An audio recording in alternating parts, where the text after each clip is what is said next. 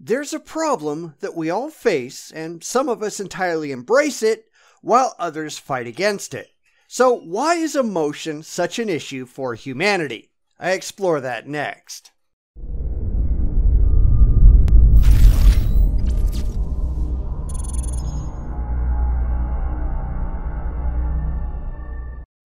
As anyone who has watched any of my videos knows, I'm not a big fan of emotion. Not all emotion, certainly, but unrestricted, unrestrained, and out-of-control emotion that has no intellect, no rationality, and no critical thinking to restrain it.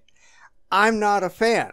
But as big of a problem as this can be, there are people out there who openly advocate for it and promote irrationality over intelligence and pretend that not only isn't it a problem, but even if it was, it's a problem we can't solve and shouldn't even try. These people are idiots.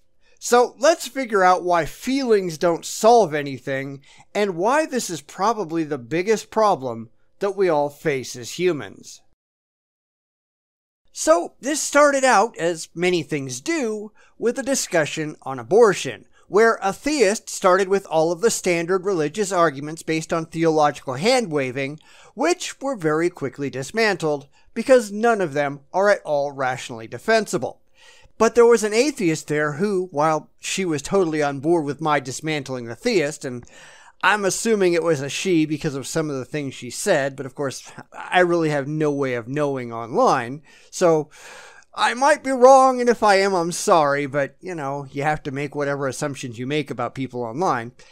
Anyway, she said that while everything I said to the theist was fine, she was still personally opposed to abortion. And that's fine.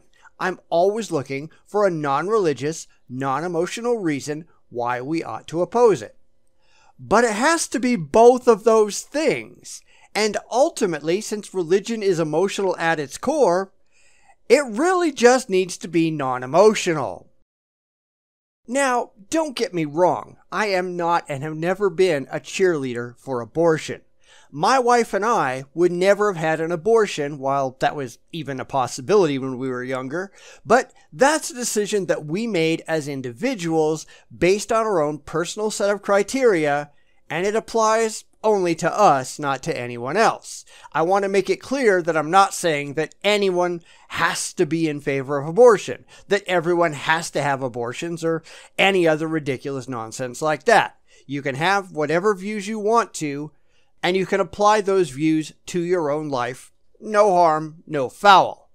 I'm asking why people oppose abortion in general, why they think that no one ought to have an abortion, whether this is imposed through force of law or through societal pressure or whatever. Why it shouldn't just apply to yourself, but to other people as well. And as we had this discussion, it turns out that she had an entirely emotional reason why she was personally opposed to abortion, and as I said, that's fine. She didn't want to force her views on anyone else, which is great, and we parted on good terms, respecting each other's opinions.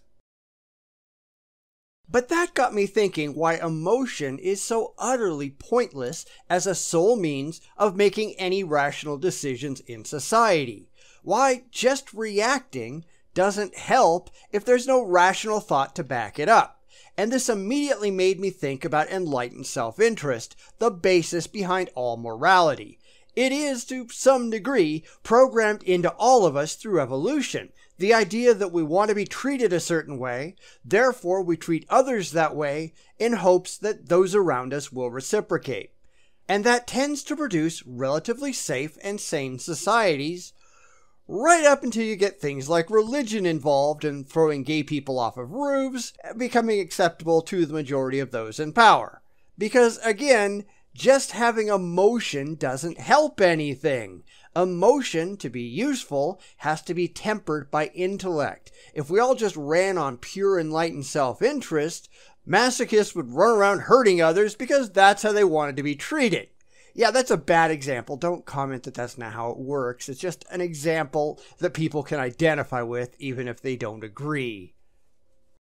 The important part is that we take enlightened self-interest and we add to it rational thoughts about how this might harm or aid society as a whole, then we make laws and decide what is overall socially acceptable and unacceptable as a means of governing larger social interaction. And when it isn't done properly, we can see where it all goes horribly wrong. I mean, look at Nazi Germany or Communist Russia, for example. Those are places where it was way more emotional than it was rational, with horrific results. And I think the more that you get into the political extremes, the more likely that emotion will have an undue influence over society. You can look at the far religious right, where the religious beliefs dictate the majority of their political positions, and the same is true of the far political left, where it's all feels over reals, and no one stops to think if any of it is actually so. Because it just doesn't matter. It's people who have taken complete leave of their rational senses because it makes them feel better than the alternative. The extremes are where the problems really lie most of the time, and politically, extremist libertarians are every bit as guilty as extremist Democrats and extremist Republicans. It's where things go entirely wonky and fall apart. Because at the end of the day, emotions in and of themselves are not going to solve any problems. They often do exactly the opposite. They make them worse because no one is considering the ramifications of acting on emotion over acting on intellect. It's why you see the witch hunts and political pogroms. Hell, it's why the satanic panic in the 80s happened, or the all-out war on Dungeons and Dragons. Because people were just reacting, not thinking. Because it didn't matter to them if what was going on in their heads, or metaphorically in their hearts, made any sense at all. It was reaction, not rationality. It was emotion, not intellect. If you look at religious violence around the world, it's just a bunch of crazy people screaming, "My God has a bigger dick than your God," and are willing to wholesale slaughter other human beings over it. This is pure religious insanity. Granted, in the Western world, we avoid a lot of those problems because secular society has moderated a lot of the otherwise violent tendencies of a rational emotional religion.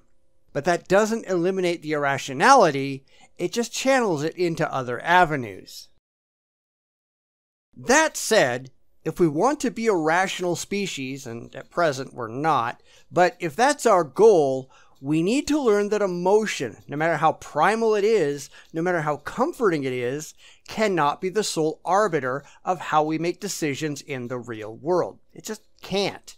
It results in racism and hatred and warfare and genocide far too often. Now, that's not to say there can't be rational reasons to do some unsavory things. There can be times when the only intelligent response to a situation may be violence, often as a response to irrationality or emotional idiocy, and the only way to fix something is to take out the idiots on the other side. That's an unfortunate reality that we do have to deal with until we've become smarter and more intellectual as a species. We just have to be willing to move as a species in that direction, and at present, we're nowhere remotely close to that. Getting back to abortion, which started the whole discussion, I'd like to think that we could largely eliminate abortion, at least the elective, done for emotional reasons abortion, as opposed to things like gross fetal deformity and rape and other credible, intelligent reasons why you just might not want to bring a particular pregnancy to term, but I'd like to think that we could get rid of most of them by simply being intelligent as a species, by taking responsibility for our actions, by considering ahead of time the ramifications of our actions, and deciding if we are willing to take the risks associated with and live with the consequences. And if we're not to perform the action at all. Yes, emotionally, you may really want to, but intellectually, you have to have the ability and the willingness to override your base emotional desires and make a better decision than, "Me grog want to get laid." As soon as you can do that as a species, put intellect above emotion, and make better decisions, we will, as a species, become much improved. But unfortunately, there's a lot of people out there, people who ought to know better, who want to pretend that this is just what we are and will never be better. That everyone is irrational and emotional and everyone fails to think about the consequences of their actions. And to those people, I say bullshit. Because the majority of us out there are doing exactly that. People who understand that emotions have a time and a place, and that's not all the time and every place. People who know that they need to think about what they do, no matter how it makes them feel, and if the decision is a bad one, they stop. Full stop. And that takes responsibility and intellect, two things in very short supply today. So, what do you think? Has emotion by itself ever solved any problems, or is it just a disaster waiting to happen? Without intellect overriding emotion, without responsibility and accountability, how can we take anything the emotionally overactive do credibly? Because we really need to improve the species, and the only way we can do that is by improving ourselves and demanding that others do the same. Throwing our hands up and saying, "Nothing will ever get better," is just giving up. It's admitting failure before we even try. No one says it will be easy.